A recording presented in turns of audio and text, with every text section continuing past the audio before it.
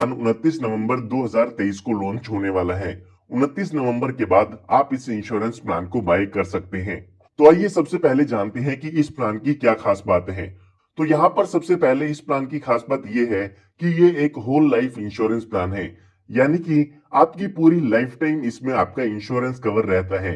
जैसे आपको एलआईसी के प्लान जीवन उमंग में 100 की एज तक इंश्योरेंस कवर मिलता है, ठीक इसमें भी आपको आपकी पूरी लाइफ इंश्योरेंस कवर मिलेगा। साथ ही साथ दूसरी खास बात इस प्लान की ये है कि इसमें आपको लाइफ टाइम गारंटीड इनकम का बेनिफिट मिलता है।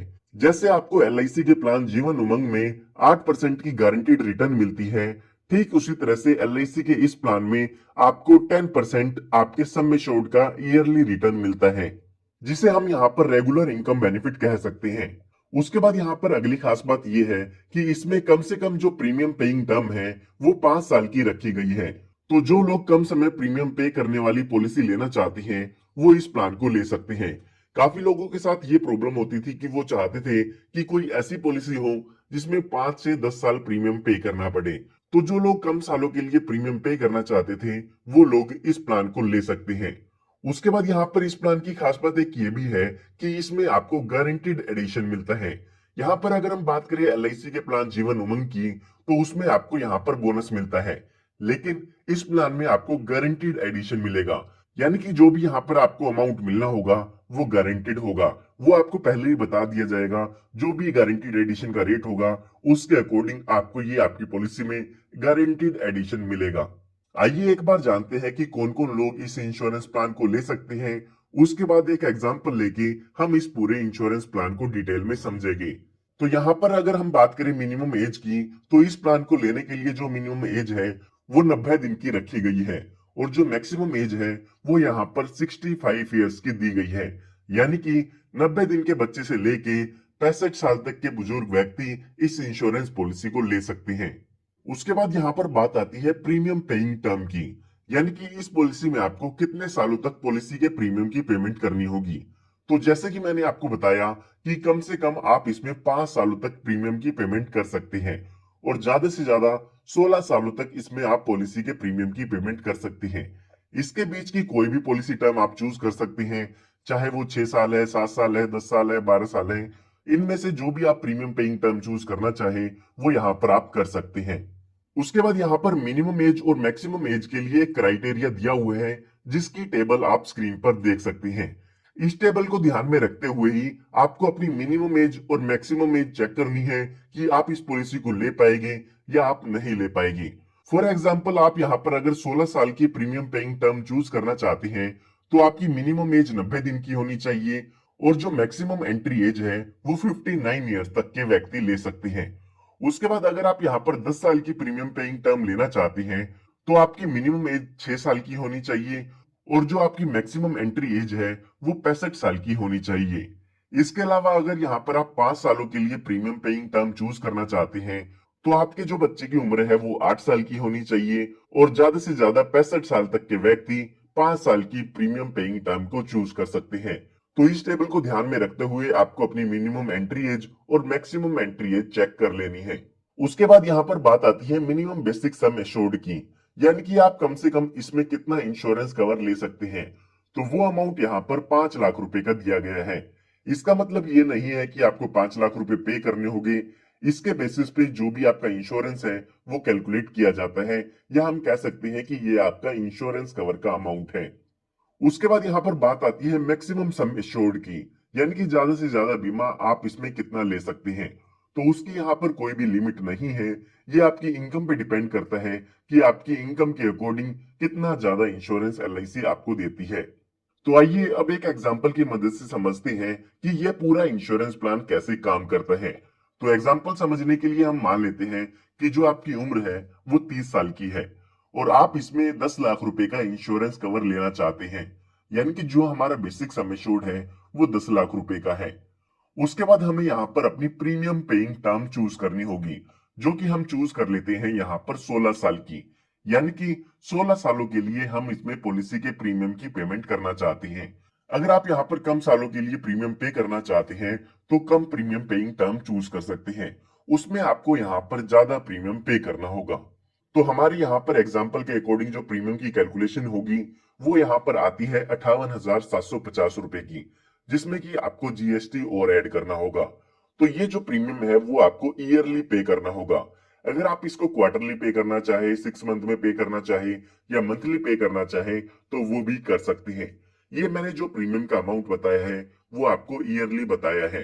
तो ये जो प्रीमियम है वो आपको आने वाले 16 सालों तक पे करना होगा, क्योंकि जो हमारी प्रीमियम पेइंग टर्म है वो यहाँ पर 16 साल की है।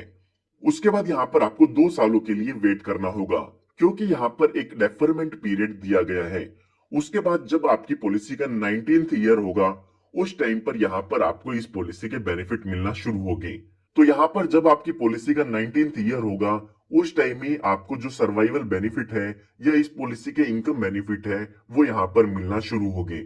अब ये 19th ईयर कहाँ से आया है, आइए उसकी भी जानकारी ले लेते हैं। तो यहाँ पर एलआईसी की तरफ से एक सर्वाइवल बेनिफिट शेड्यूल दिया गया है जो कि आप स्क्रीन पर देख सकते हैं। तो यहाँ पर आप साफ साफ देख सकते हैं कि अगर आपने 16 साल की प्रीमियम पेइंग टर्म चूज की है तो आपकी जो इनकम बेनिफिट है वो 19th ईयर से शुरू होती है। और अगर यहाँ पर आप अपनी प्रीमियम पेइंग टर्म 10 साल की लेते हैं तो 13th ईयर से आपकी जो इनकम बेनिफिट है वो यहाँ पर शुरू होती है। ठीक इसी तरह से अगर आपने 5 साल की प्रीमियम पेइंग टर्म चूज की है तो 11th ईयर से जो आपके इनकम बेनिफिट है वो आपकी पॉलिसी में शुरू होते हैं। तो यहाँ पर हमारे एग्जाम्पल में अगर हम देखते हैं तो हमारी जो प्रीमियम पेइंग टर्म है वो 16 साल की है। तो उसके अकॉर्डिंग 19th ईयर से हमें जो पॉलिसी के बेनिफिट है या इनकम बेनिफिट है वो मिलना शुरू होते हैं। तो यहाँ पर जब भी आप एलआईसी से ये पॉलिसी लेते हैं उस टाइम पर आपको दो ऑप्शन दिए जाते हैं जो कि आपके सर्वाइवल बेनिफिट ऑप्शन होते हैं। इन दोनों ही ऑप्शन में से आप कोई एक ऑप्शन चूज कर सकते हैं। एक है ऑप्शन 1 जिसे कहते हैं हम रेगुलर इनकम बेनिफिट। उसके बाद है ऑप्शन 2 जिसका नाम है फ्लेक्सी इनकम बेनिफिट। अगर आप यहाँ पर चूज करते हैं ऑप्शन 1 तो उसका नाम है रेगुलर इनकम बेनिफिट, जिसमें जो भी आपकी पॉलिसी का बेसिक सम एश्योर्ड है उसका 10% आपको अमाउंट ईयरली का मिलता है। तो अगर हम अपने एग्जाम्पल में देखते हैं तो हमारी जो पॉलिसी का बेसिक सम एश्योर्ड है वो 10 लाख रुपए का है। तो इसका मतलब ये है कि 19th पॉलिसी ईयर से हमें 1 लाख रुपए ईयरली एलआईसी की तरफ से दिया जाएगा, जो कि हमारा रेगुलर इनकम बेनिफिट होगा। ये बेनिफिट उन लोगों के लिए है जिन्होंने ऑप्शन 1 चूज किया है। उसके बाद ये हमारा जो 1 लाख रुपए का अमाउंट है ये हमें हर साल मिलता रहेगा और ये अमाउंट हमें लाइफ टाइम मिलेगा। जब तक आप जीवित रहते हैं जब तक ये आपको लाइफ टाइम अमाउंट मिलता रहेगा। अगर आपने यहाँ पर 20 लाख रुपए का इंश्योरेंस कवर लिया है तो 20 लाख रुपए का 10% यानी कि 2 लाख रुपए का अमाउंट आपको हर साल लाइफ टाइम मिलता रहेगा। लेकिन यहाँ पर आपको ये बात ध्यान रखनी है कि हमारे एग्जाम्पल के अकॉर्डिंग जो हमें इनकम बेनिफिट मिलेगा वो 19th पॉलिसी ईयर से शुरू होगा। उसके बाद ये इनकम बेनिफिट आपको लाइफ टाइम मिलता रहेगा। उसके बाद यहाँ पर जब भी आपकी डेथ होती है तो उस टाइम पर आपके नॉमिनी को डेथ बेनिफिट भी मिलता है। अब यहाँ पर बात आती है कि इसमें आपके नॉमिनी को कितना डेथ बेनिफिट मिलता है। तो आइए उसके बारे में भी जानते हैं। तो एग्जाम्पल के लिए हम मान लेते हैं कि जब पॉलिसी का 26th ईयर होता है तो उस टाइम ये जो पॉलिसी होल्डर है उसकी डेथ हो जाती है। तो उस टाइम ये जो नॉमिनी है उनको यहाँ पर इस पॉलिसी के डेथ बेनिफिट मिलते हैं। तो यहाँ पर अगर हम डेथ बेनिफिट की बात करें तो डेथ बेनिफिट में सम एश्योर्ड ऑन डेथ मिलता है। साथ ही साथ जो भी आपकी पॉलिसी का गारंटीड एडिशन है वो भी आपके नॉमिनी को दिया जाता है। अब यहाँ पर ये जो सम एश्योर्ड ऑन डेथ है उसकी कैलकुलेशन एलआईसी की तरफ से की जाती है। यहाँ पर 3 कैलकुलेशन की जाती है, उसमें से जो ज्यादा अमाउंट आता है वो आपका सम एश्योर्ड ऑन डेथ कहलाता है। उसी के साथ साथ जो भी आपकी पॉलिसी का गारंटीड एडिशन है वो भी आपके नॉमिनी को मिलता है। तो आइए एक बार यहाँ पर कैलकुलेट करते हैं कि हमें इसमें कितना गारंटीड एडिशन मिलने वाला है। तो यहाँ पर एलआईसी की तरफ से कहा गया है कि आपको 1,000 रुपए के सम एश्योर्ड पर 1 साल का जो गारंटीड एडिशन होगा वो 40 रुपए का मिलने वाला है। तो हमारा जो एग्जाम्पल है उसमें हमने बेसिक सम एश्योर्ड 10 लाख रुपए का लिया है। उसके अकॉर्डिंग हमारा जो 1 साल का गारंटीड एडिशन होगा वो यहाँ पर 40,000 रुपए का हो जाता है। तो यहाँ पर अगर हम 16 साल का गारंटीड एडिशन देखते हैं तो वो 6,40,000 रुपए का अमाउंट हो जाता है। यहाँ पर आपको एक बात ध्यान रखनी है कि जो भी आपका गारंटीड एडिशन का अमाउंट होगा वो केवल और केवल आपकी जो प्रीमियम पेइंग टर्म है उसके दौरान ही पे किया जाता है। तो यहाँ पर जो हमारी प्रीमियम पेइंग टर्म थी वो 16 साल की थी, इसीलिए हमने 16 साल के लिए गारंटीड एडिशन की कैलकुलेशन की है। अगर यहाँ पर 10th ईयर में पॉलिसी होल्डर की डेथ होती है तो हमें 10 साल का गारंटीड एडिशन कैलकुलेट करना है। हमारे एग्जाम्पल में हमने माना है कि 26th ईयर में पॉलिसी होल्डर की डेथ हुई है, तो जो भी हमारा मैक्सिमम प्रीमियम पेइंग टर्म था उसके अकॉर्डिंग हम यहाँ पर गारंटीड एडिशन की कैलकुलेशन करेंगे। तो हमारी पॉलिसी में 6,40,000 रुपए का गारंटीड एडिशन हो चुका है। साथ ही साथ जो भी हमारे यहाँ पर सम एश्योर्ड ऑन डेथ है वो भी यहाँ पर इस पॉलिसी होल्डर के नॉमिनी को मिलेगा। तो सम एश्योर्ड ऑन डेथ को कैलकुलेट करने के लिए हमें 7 टाइम्स ऑफ एनुअलाइज प्रीमियम करना होगा, 105% ऑफ टोटल प्रीमियम पेड करना होगा, और जो हमारा बेसिक सम एश्योर्ड है वो भी हमें यहाँ पर चेक करना होगा। तो अभी के लिए हम मान लेते हैं कि जो हमारा बेसिक सम एश्योर्ड है वो इन सब में ज्यादा है। तो यहाँ पर इस पॉलिसी होल्डर की डेथ के केस में 10 लाख रुपए तो बेसिक सम एश्योर्ड मिलेगा, प्लस में 6,40,000 रुपए का गारंटीड एडिशन मिलेगा। यानी कि जो टोटल डेथ बेनिफिट है वो 16,40,000 रुपए का इसमें हो जाता है। तो यहाँ पर जो मैंने आपको इनकम बेनिफिट बताए थे वो ऑप्शन 1 के अकॉर्डिंग बताए थे। यहाँ पर मैंने आपको बताया था कि आपको दो ऑप्शन मिलते हैं।